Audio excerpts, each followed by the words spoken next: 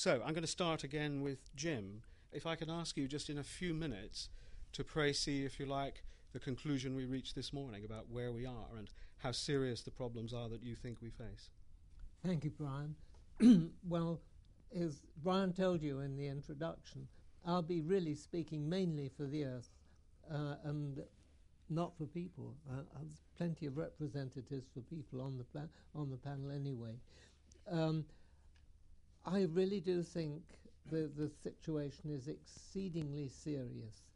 Perhaps the easiest and quickest way to put it to you, the Earth system, which is all of us, all life on the planet, the rocks, the atmosphere, and the oceans, together, is now joining the act of global warming.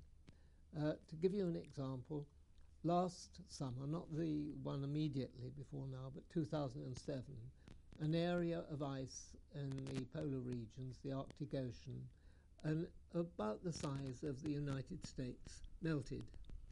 And the same almost happened this year. And it's estimated that in between 5 and 15 years, the Arctic Ocean will be completely open in the summer. You can be able to take a sailboat to the North Pole.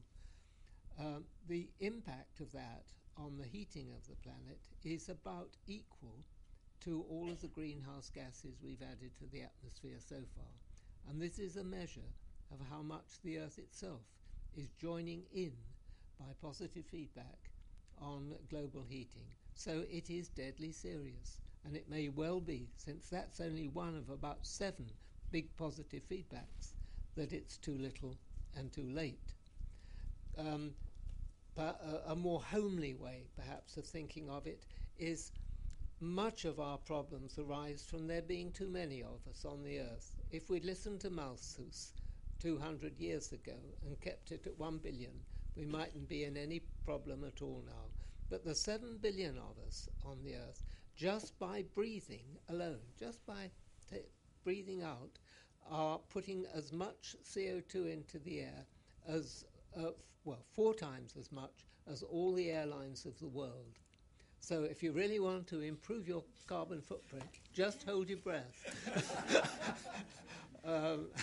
It's a terrifying thought. And if you add on all our pets and our livestock, that figure rises to 23% of all the CO2 that goes in the air. So we have a problem. And I think it's deadly serious. I'll have a chance to say later, I think there are many things that we can do, and I look forward to listening to what my fellow panelists have to say that we can do. Thank you, Brian. Okay, thanks, Jim. David, I give you the unenviable task of going second. In terms of wildlife, wilderness, the environment, what is your immediate assessment of where we stand? Well, of course, it depends where you put the standard requirement. If the question is, will the wildlife of the world exist as we know it today, the answer is that it is too little and too late.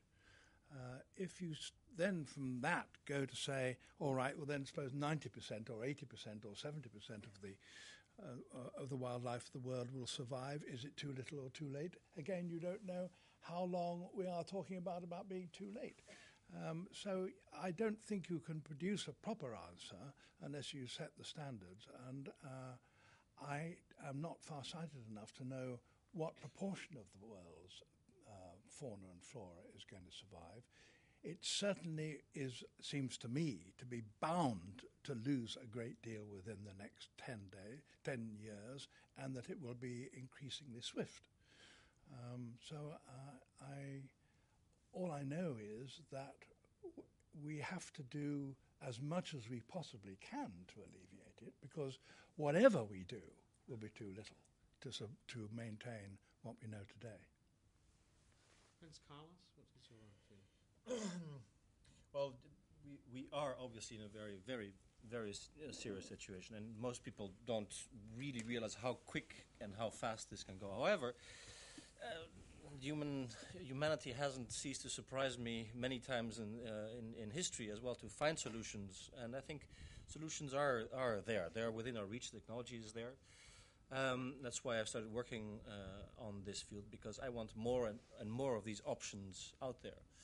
I think technology that reflects our current values, our current necessities, are within our reach and give us solutions and options for the future, absolutely. So it's not too late. You would feel that within the timescale that Jim has mentioned, you would feel these problems are solvable problems? No, by no means all of them. But I come from Holland, which we live about 4 or 5 meters on the sea level. So if we don't do something quickly and clearly, I'll snorkel to visit you in England, and because we have no option but to fight this. And in a certain point down the road, I'm sure we'll kick into a type of war economy or war footing to solve our own problem and start cleaning out our own stalls. But to do that, we need options. So that's why I've chose this particular path. But I do think there's a solution. Can I also ask what sort of solutions are you thinking of and working with? Well, obviously there's two. I see them in two main types. One is the inside of sustainability, and one is the outside of sustainability. The inside of sustainability is the change of mentality, the change of social structures, change of political ideas that allow sustainability or that allow the possibility for sustainable society or sustainable civilization to come about. And then the outside of sustainability is all those practical, technical, academic things that you can do physically to solve the problem, from better information structures to planting methods, cleaning up the cow manure, to less phosphates in all those things on the outside. So technologies and solutions for that is the outside of sustainability, and the inside of sustainability for me is the changing of the mentality and the social structures that allow this to take hold. In that, there is definitely solutions. Okay.